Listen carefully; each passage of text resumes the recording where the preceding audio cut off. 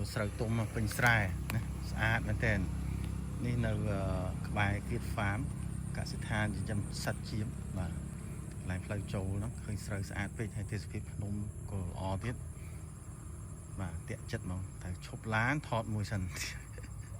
នេះអត់បានមកអាចមើលតាមវីដេអូហ្នឹងហើយបាទទេសភាពស្អាតហ្នឹងស្រូវស្រែគេឡើងពេញបាទស្អាតមែនតើហើយនេះភ្នំបាទជួរភ្នំហ្មងមានពពកក្រាស់ក្របពីលើតែម្ដងស្អាតមែនតើបាទអ្នកឈឺល្មមអាចថាមកដល់នេះជាបងបាទស្រស់ស្រាយនេះផ្លូវចូលទៅខាងកសិដ្ឋានចិញ្ចឹមជៀមគេហើយអមសងខាងនេះសិតតែស្រូវទុំបាទហើយនឹងជួរភ្នំមកជួរហ្នឹងបាទស្អាត